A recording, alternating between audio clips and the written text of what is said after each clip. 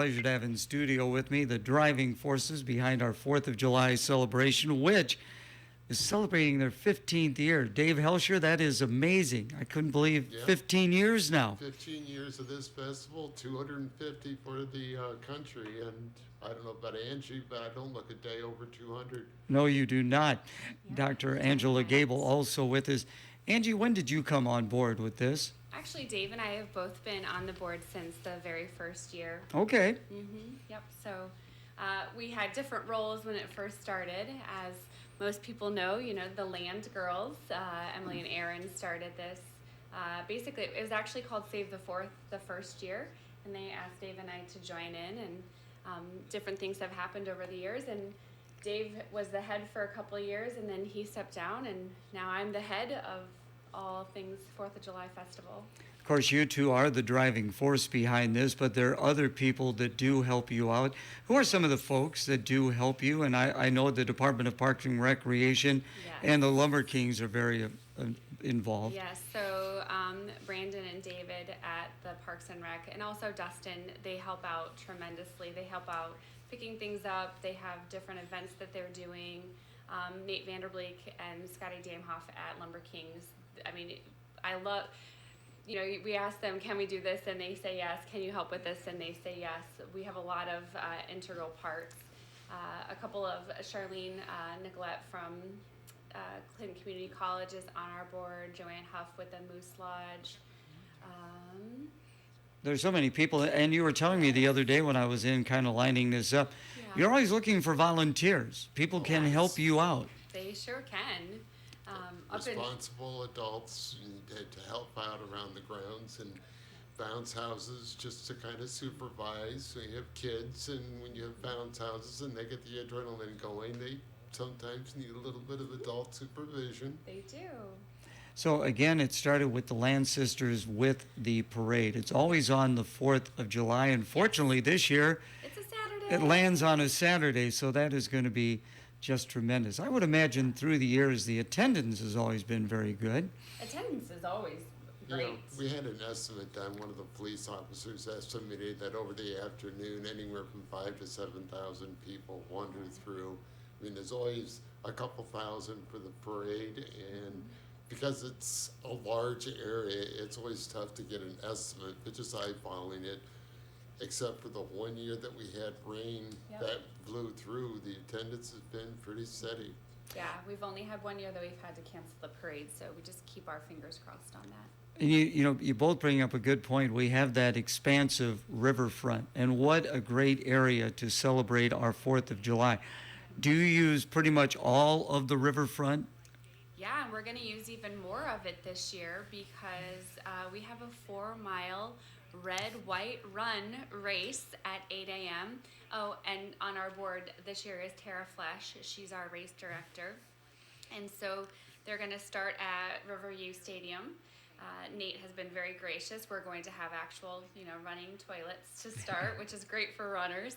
And then they're going to go up 6th Avenue to Riverfront, down the Discovery Trail to the Sawmill Museum, where there's a water station, and then back. So we are going to literally go from the Sawmill Museum all the way down to, the parade will end down by Happy Joe's. It is great to have a run involved. My running days are past, but it was always nice to have a run in the area, and especially a 4th of July run. Now, are you going to be in it, Angela?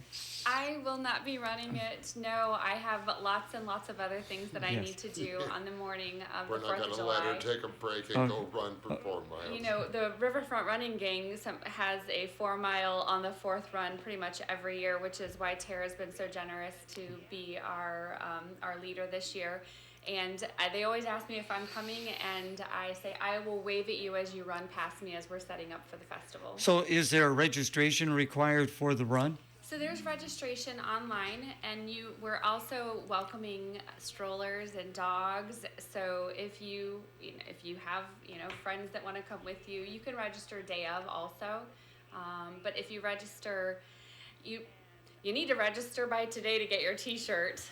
We're going to order a few extra, but to guarantee that you have to register by today, and that registration is on our Facebook page. Okay, very good. Again, visiting with Dr. Angela Gable and David Helscher. Well, let's get a breakdown of the day. David, what's all going to be going besides the run at 8 a.m.? The run is at 8 a.m., and then we'll have the wiffle ball tournament kicking off about 8 o'clock as well. Volleyball, I think, is at 9:15. Bags tournament to follow that. We're going to have food trucks coming in. They should be set up and running by noon. So if you're hungry and want to get a good seat for the parade, come down and grab a sandwich or food or ice cream or whatnot.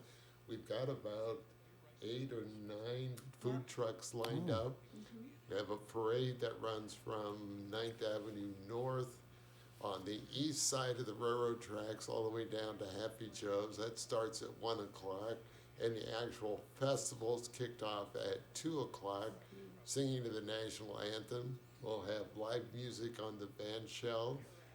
We'll have a petting zoo returning. We'll have an axe throwing contest. Well, not a contest. Well, axe throwing event. You can down. have a contest with your friends. Yeah. But there's not an official contest. Okay, You can that's test right. your medal on that. We did that 2 years ago. We missed them last year. And so they'll be returning. And then at about 4 o'clock in the afternoon, we'll have the ever popular wrestling Yes. event. Crowd favorite wrestling. You know. Yes. So then they're returning. I'm not sure what they've got planned this year. Sometimes we kind of make that up on the fly. We're going to have absolute science display. Yeah. We'll have, at this point, a couple of craft vendors on the grounds. I mentioned the petting zoo. Oh, bounce houses, carnival games. We're going to have a barrel train, maybe 2 for the kiddies. Our live music is Danny's Book Club Band. So she's really family friendly, just does a whole array of different things that lots of people in the crowd will love. Our national anthem at 2 o'clock to start the festival will be Alice Lind. Oh gosh, Miss Clinton County was, she's been Miss Clinton County. I have to look up who our 4th of July person is for the race. What about the parade? Are you still looking for people to get involved with the parade yet? Yes. How's the entries on that? The entries are trickling in day by day, but you, again, on our Facebook page, it's a jot form, so you don't have to go and pick up a form. You can fill it out electronically and it immediately gets emailed to us. And then there's not a lineup per se. You just show up and all the directions are on the form. There's walking units, there's motorized units. I do believe that there's going to be a bike riding unit as well, bicycle, as Matt Parbs has put together with the Lions Bike Club. They're going to be right this week. I think they're going to be finishing up their 250th. They're trying to do 250 miles over several days. As teams. Okay, and Yep. then ending, if they will, anybody that's participated over that term can come to Clinton and be a part of our parade.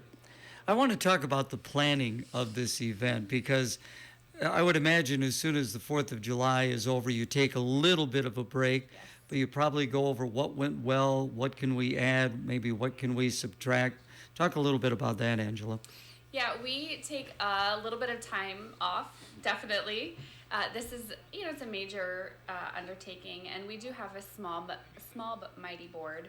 So we meet back again in the fall, and we've all taken our notes on what, all of the comments, concerns, and questions that come from the population out there. And we just go back over what we can do better, what we want to add, what we want to bring back, what didn't work for us, and just kind of, go for that. And then we start hitting it hard in January, actually. So Let's talk a little, well, let's take a break for the weather. You got it. And then when we come back, we'll talk more about the upcoming 4th of July celebration. Our update brought to you by Awesome Car Wash. Very little to no change in the weather pattern expected for your Tuesday. Continue to see ample amounts of sunshine, a gentle breeze, and temperatures reaching up to near 80 degrees for this afternoon. A few more clouds working in tonight, but still cool. Will drop to the mid-50s. With your Storm Track 8 weather impact forecast, I'm meteorologist Andrew Stutzky. Sunshine, we're at 70 degrees. We do have east-southeast winds. They are light. Our update brought to you by Awesome Car Wash. Introducing the ultimate car care experience, Awesome Car Wash. Your touchless automatic car wash open 24 hours a day, 7 days a week. Say goodbye to dirt and grime. Their state-of-the-art system provides a touchless wash that's gentle yet effective. Include a ceramic sealant coating for long-lasting protection that keeps your vehicle looking awesome longer. Conveniently located across from Purina on Manufacturing Drive in Clinton, Awesome Car Wash. Drive in today and experience the difference. Again, in studio with us today, David Helscher as well as Dr. Angela Gable. They are the driving force behind our 4th of July celebration, 15th anniversary of it, of course, the 250th celebration of our nation. And monetary, I mean, it's very important. And you've got some great sponsors. Yes, we have some great sponsors, a lot of people backing us. I'd like to start with the City of Clinton. They have been very generous supporting our festival, and they're very generous again this year. Then we also had the River Bluff Community Foundation. They're going to be helping out with some fireworks, which we're excited about. First Baptist Church, not only with their monetary, but also with their volunteer efforts. They're my setup group, and I just cannot say enough great things about them. Wouldn't be possible without them. Yeah, they do a great job. Of course, Dave Severite is a very big backer, and I want people to know also that he helps us with the parade, but he also, when you see the flag flown in to the game, which is just The parachutists. yes, it's just stunning. He's the one behind that. Of course, Dave Helscher is helpful monetarily as well as his volunteer time. Clinton National Bank, Clinton Family Dental, Citizens First Bank, Gable Chiropractic, the Clinton Moose Lodge 363 and Chapter 474, First Gateway Credit Union, First Wealth Financial, Deanna's Java Station, Dependable Drain, and we've had a few personal donations also on our GoFundMe page. Okay, so how can people donate if they would want to? They can either bring in a check to me at Clinton National Bank, or they can go to the GoFundMe page, which is a link through the Facebook page to donate. And then down on the grounds, we'll have a donation bucket. Okay. They can drop their C notes in there, and every amount is C note.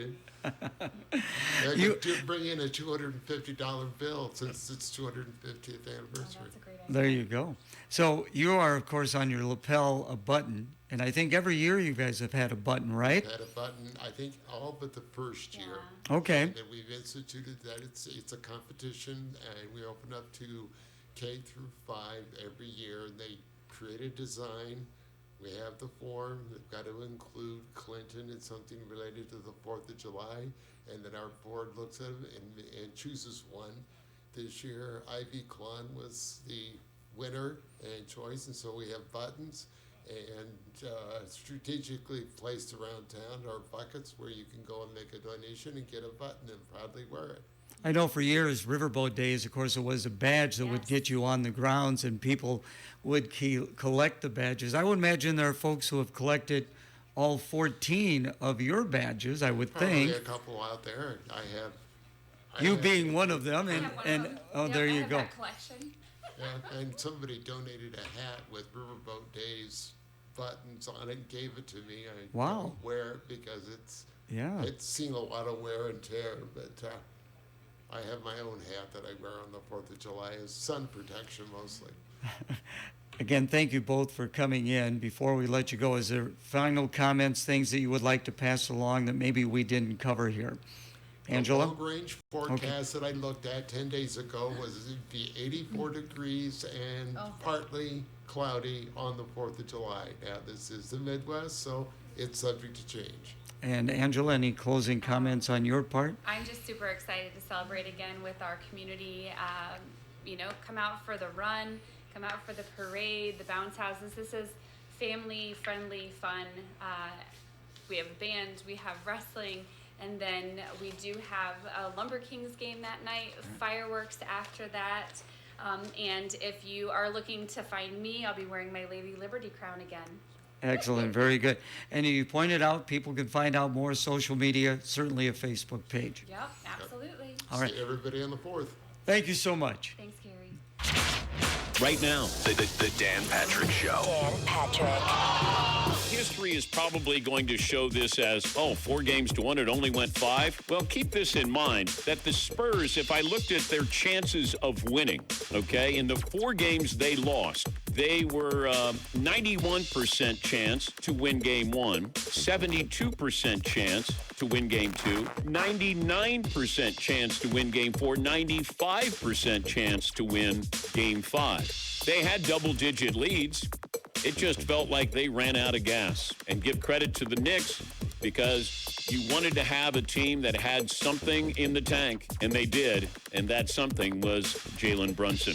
If you look at the time spent leading in the NBA Finals, the Spurs led 72% of the time. The Dan Patrick Show. Dan and the Danettes and you. Heard weeknights at 6 on FM 105.9 and AM 1340 KROS. Once again, our thanks to Dr. Angela Gable and David Helscher to come in to talk about our 4th of July celebration, of course, coming up on the 4th. It'll be a Saturday this year.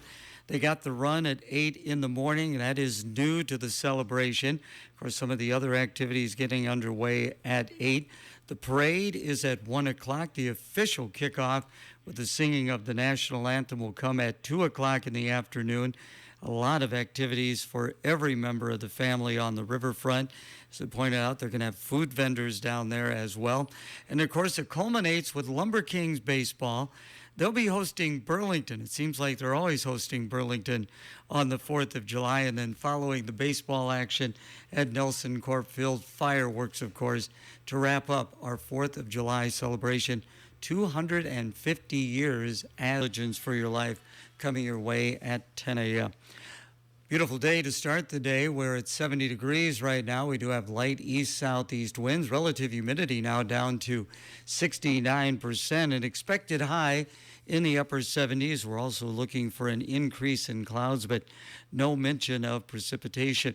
So again, thank you for being with KROS. Enjoy. Coming up on the next John Tesh Radio Show, we've got all your favorite music plus intelligence for your life. It's the information you crave to keep your brain operating at maximum power. Tips, statistics, and fun facts that'll give you a good dose of mental exercise. It's all on the John Tesh Radio Show. Weekdays 10 a.m. to 3 p.m. on KROS AM 1340 and 105.9 FM in Clinton, Iowa. Brought to you in part by Downtown Auto Clinic, Clinton Lawn and Power, and Gateway Motors. You're listening to AM 1340 KROS, Clinton, Iowa. FM 105.9. And KROSradio.com. This is Radio Iowa. The Madison County Sheriff says a woman was shot to death on a rural property Sunday by her son. Deputies arrested 23-year-old Theodore Corcoran on Monday in the murder of his mother, 60-year-old Tammy Corcoran. Governor Kim Reynolds is issuing a disaster proclamation for Allamakee County in far northeast Iowa following last Wednesday's severe storms. It lets state resources be used in the response and recovery and activates a grant program. Iowa is not seeing a lot of mosquito activity yet this year, not that we're complaining. Iowa State University professor Ryan Smith, who leads the state's mosquito surveillance program, says those insects need standing water to flourish. A lot of the mosquitoes that we tend to see in really high number are known as floodwater mosquitoes. And so without those kind of flooding-like events, we're not getting mosquito eggs to hatch out. While we've had plenty of rain and some flash flooding, there's been little prolonged flooding. Smith does predict mosquito numbers will climb as we enter July. You're listening to Radio Iowa. Ag trade is changing fast. Decisions made today will shape Iowa agriculture for decades. Global markets are shifting, tariffs are evolving, and geopolitical pressures continue. For Iowa farmers and agribusiness leaders, the stakes have never been higher. Iowa Farm Bureau's 2026 Economic Summit, Trade Crossroads, Forces Shaping the Future of Ag, brings together the insight you need in one powerful day. Hosted by Tyne Morgan and featuring leading economic experts like former U.S. Trade Representative Ambassador Bob Lighthizer, who will share perspectives on fair fair trade and the U.S. trade agenda. We'll also explore the full spectrum of ag trade, from global policy to on-farm impact. You'll hear where U.S. trade efforts should focus next, where future demand for U.S. ag products may emerge, and how Iowa agriculture can position itself for success. Join us on July 17th at the FFA Enrichment Center in Ankeny. Registration is $50 for Farm Bureau members and $400 for non-members. To learn more, visit iowafarmbureau.com.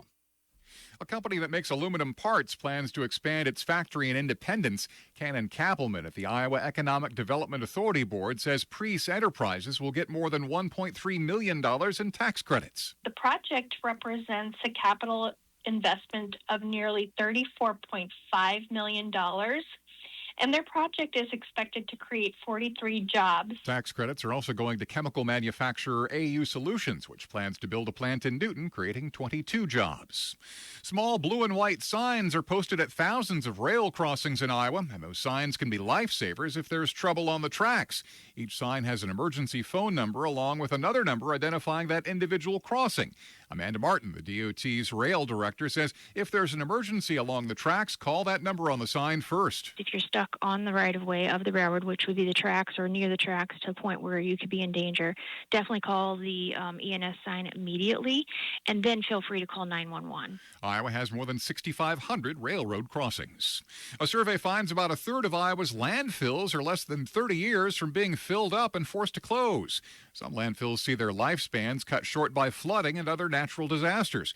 Joe Horaney at the Cedar Rapids Lynn County Solid Waste Agency says the 2020 derecho caused a lot of damage. More than 80,000 roofs had to be replaced here in eastern Iowa, so we got a lot of those too. So every time there's a hail event, all that material ends up in the landfills. Horaney says Lynn County's landfill could fill up by 2038, 6 years earlier than expected. A proposed expansion would buy some time, but eventually garbage will be transferred to another landfill, and hauling trash longer distances costs more. If we want to do everything the same, apples to apples, as we do right now, and we go to transfer, the tipping fee will practically double. So instead of being $50 per ton, it'll be $100 per ton. A study by the Iowa DNR found over 70% of the materials in Iowa landfills could have been diverted. I'm Matt Kelly. This is Radio Iowa. Welcome to Wheel and Deal on KROS. Wheel and Deal is your buy, sell, and trade show that comes to you every Monday through Saturday morning at 9:35. To hear your items read on air during the show, you can mail us your list of not more than 3 items to KROS Wheel and Deal, P.O. Box 518, Clinton, Iowa 52733, or email your list to contactus@krosradio.com, or fax your list to 563-242-4825, or drop off your list at our studio at 870 13th Avenue North during business hours. Facebook users, be sure to use the KROS Wheel and Deal Facebook page to list your items there. For complete details about Wheel and Deal, go to our website, krosradio.com, and click on Wheel and Deal Show under the Programs menu. Now here's today's Wheel and Deal. Well, good morning, everyone. Welcome to our Wheel and Deal Show on this Tuesday as we take a look at items to buy, sell, or trade in the Wheel and Deal mailbag. And, of course, we open up the phone lines and take your calls at 242-1252 if you'd like to participate in the program.